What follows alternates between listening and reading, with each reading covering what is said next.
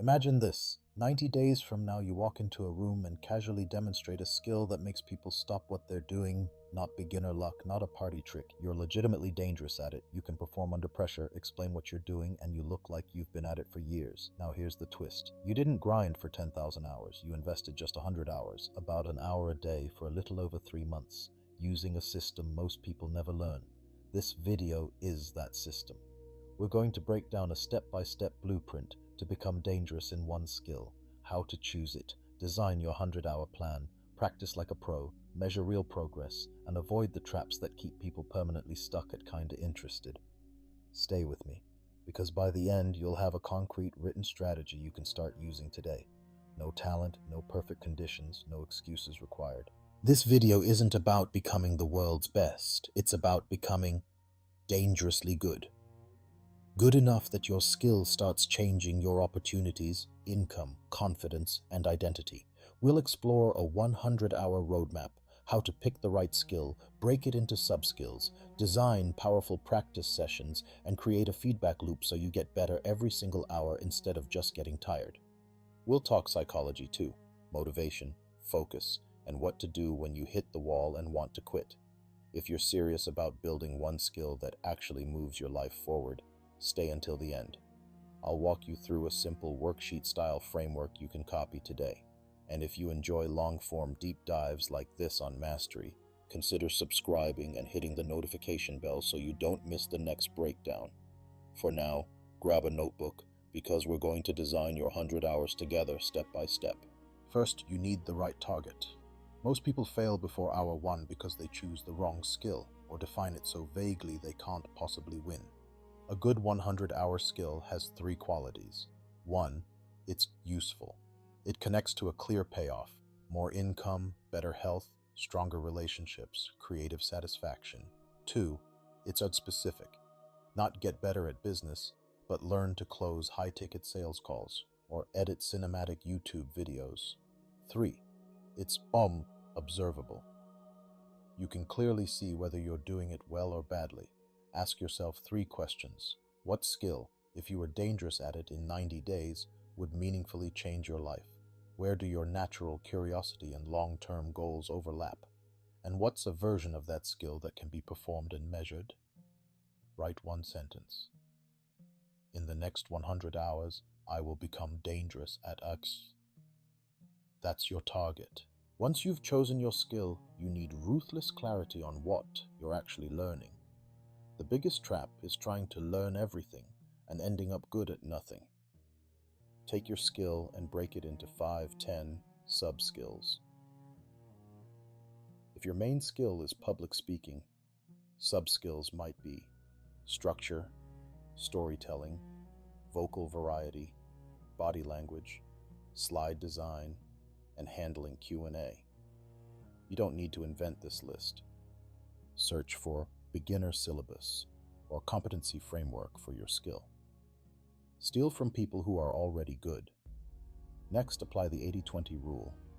Which 20% of these sub-skills create 80% of visible results? Maybe for editing, it's cutting to the beat, color correction, and sound design. Circle those. Your 100 hours will focus disproportionately on this vital few. The rest can be light touch. On paper, draw a simple tree. Main skill at the top, branches for sub-skills, stars on your highest leverage ones. That's your practice map.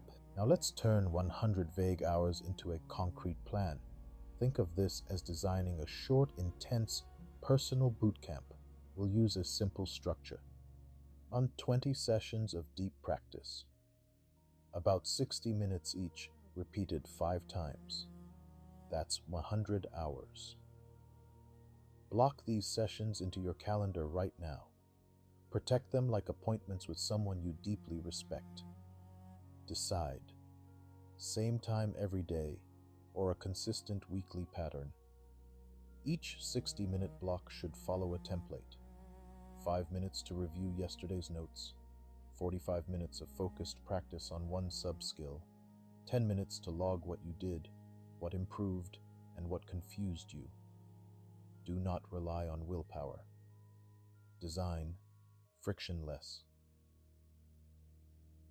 Access. Your tools are prepped, Your environment is set. Your phone is on airplane mode. Your goal is never practice the skill. Your goal is complete the next 60-minute mission on your calendar. Show up, execute, log, repeat. Random repetition keeps you mediocre. Deliberate practice makes you dangerous. Each 45-minute practice core should have 3 elements: a clear micro goal, a tight feedback loop, and slight discomfort. A micro goal might be record a 3-minute talk with strong openings, not practice speaking. Feedback could be rewatching your recording with a checklist or sending it to a mentor for critique. You should be working near the edge of your ability, where you're failing but can see how to fix it. If practice feels smooth and easy, you're not learning. You're just reinforcing your current level. Use constraints to sharpen learning. Limit yourself to one tool, one technique, one scenario. For guitar, maybe only 2 chords but perfect timing. For coding, 1 function but absolutely clean structure. At the end, write 1 sentence. What would I do differently next time?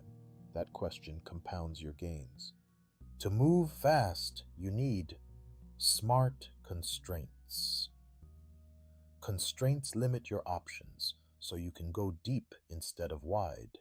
First, set a scope constraint.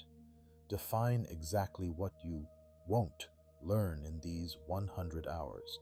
If you're learning photography, you might ignore portrait lighting and only focus on cinematic outdoor shots with 1 lens. Second, set a tool constraint. Pick 1 primary tool and stick to it. 1 editing software, 1 programming language, 1 style of presentation. Mastering 1 environment accelerates skill transfer later. Third, set a time and environment constraint. Same place, same time, same ritual. When you sit in that chair with those headphones, your brain knows it's practice mode. Constraints aren't prison, they're rails. They prevent you from getting lost in YouTube rabbit holes, new gear, and endless theory. Within these boundaries, you're free to push as hard as you want, and that's where mastery speedruns happen. You can't improve what you don't measure. To become dangerous in 100 hours, you need a visible scoreboard. Create a simple tracking sheet with 4 columns: session number, focus subskill, what you did, and a odd self-rating from 1 to 10. On performance quality, for observable skills, add a metric. For example, number of lines of clean code without bugs, words written, videos edited, sales calls made, reps completed. Keep it concrete. Every 10 hours, pause and review your sheet. Look for trends. Which sub-skills are improving fastest? Where are you stuck at the same rating? Are your practice tasks actually escalating in difficulty? This isn't about judging yourself, it's about steering. If progress stalls, change 1 variable: the task, the feedback source, or the difficulty. Your 100 hours should look like a story of rising numbers and sharper focus, not a blur of "I guess I practiced a bit." Real acceleration happens when you compress the feedback loop. Self-review is good, but external feedback is jet fuel.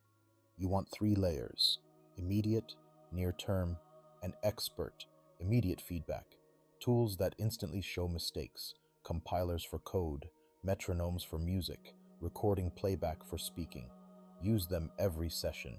Near-term feedback. Someone at your level or slightly above who can watch, test, or review your work weekly.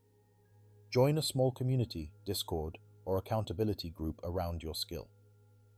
Expert feedback. Every 20-25 hours, pay or barter for a critique from someone way better than you. 1 focused session with a pro can redirect dozens of hours of blind practice. When you get feedback, don't defend yourself. Ask, what's the single most important thing I should fix next?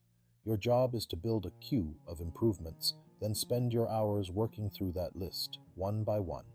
Around hour 25, 50, and 75, you'll hit walls. Motivation crashes, progress feels invisible, life gets busy.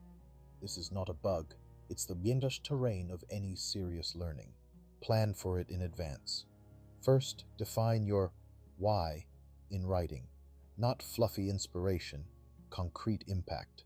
Dangerous public speaking means I can pitch my startup, ask for promotions, and teach what I know. Read it before practice. Second, shrink the battlefield. On low motivation days, your rule is just show up for 10 minutes. If after 10 minutes you still want to quit, you can, but you almost never will. Third, build a hand-win log. After each session, note one tiny thing that improved. On bad days, flip through it. It's hard to argue with evidence. Understand, boredom and frustration are signals that you're leaving your comfort plateau. Most people turn back. You'll keep walking. Becoming dangerous isn't just about raw skill. It's about being able to perform that skill under pressure. Every 10-15 hours, schedule a stress rehearsal. A small test that raises the stakes. If you're learning speaking, that might be a live Zoom call with friends or posting a video publicly. If it's coding, ship a small project to GitHub and share it. For fitness, record your best attempt and send it to a coach. Use a simple formula. Simulate the environment you ultimately care about, but in a smaller, safer way. Add a timer, a tiny audience, or the possibility of public posting. The first few times, your performance will dip. That's normal. You're training your nervous system to function with adrenaline in the mix. After each stress test, debrief. What changed under pressure? What broke? What surprisingly held up? These sessions turn private practice into real-world power. Speed comes from written patterns. As you rack up hours, start hunting explicitly for the patterns inside your skill. Ask, what situations keep repeating? What mistakes do I make over and over? What tiny set of moves solves most problems here? Create a personal playbook. 1 or 2 pages where you write down your best responses to recurring scenarios. For example, a salesperson's playbook might include their go-to opening questions, objection handling scripts, and closing lines. For design or editing, your playbook might be a set of favorite templates, color palettes, or cut patterns you can deploy quickly. Revisit this document every 20 hours and refine it. Delete what you don't actually use. Highlight what reliably works. By hour 100, this playbook becomes your invisible advantage. It lets you respond fast, with confidence, while beginners are still improvising from scratch every single time. As you approach 100 hours, shift from pure input to get output and integration. You're no longer just practicing, you're deploying. Design a capstone project that scares you a little. For speaking, a 15-minute talk to a real audience. For coding, a small but complete app. For content, a polished video or article series. This project should touch most of your key subskills and force them to work together under a mild deadline. Break the project into milestones across your final 20-30 hours. Planning, building, refining, and shipping. Treat each milestone like a mini mission. When you ship, don't chase perfection. Chase published. The moment your work touches the real world, you cross the line from person who's learning to person who does this. That identity shift is the real prize of these 100 hours, and it sets up your next level of mastery. Let's compress this into a clear mental model you can carry with you. Step 1. Choose a high-leverage skill. Useful, specific, observable, and write a 1-sentence target for your next 100 hours. Step 2. Break it into sub-skills, apply the 80-20 rule, and design a 20-session practice plan with clear micro goals. Step 3. Create constraints, limited scope, one primary tool, fixed time and place, so your energy goes into practice, not decisions. Step 4. Track everything. Visible scoreboard, self-ratings, metrics. Review every 10 hours and adjust. Step 5. Shorten the feedback loop with self-review, peers, and periodic expert critique. Step 6. Anticipate motivation dips and use a written why. minimum 10-minute rule, and a win log to keep going. Step 7. Add stress rehearsals, build a personal playbook, and finish with a capstone project that you actually ship. That's the 100-hour mastery engine. You now have a complete blueprint to become genuinely dangerous in one skill in about 100 focused hours. The question is, will this just be interesting, or will it become real in your life? Here's your immediate next move. When this video ends, don't scroll. Take 5 minutes to 1. Choose your skill and write your one-sentence 100-hour target. 2. Sketch your sub-skills and circle the vital few. 3. Block your first 10 60-minute sessions on your calendar. If you want help sticking to it, drop a comment with the skill you're committing to and which hour you're currently on. I read through them, and it turns this into a public promise. If this breakdown was valuable, subscribe and hit the notification bell so you don't miss future deep dives on mastery and focused growth. And if you're ready for your next step, cue up the video on your screen now. I'll see you there, and we'll keep building this, hour by hour.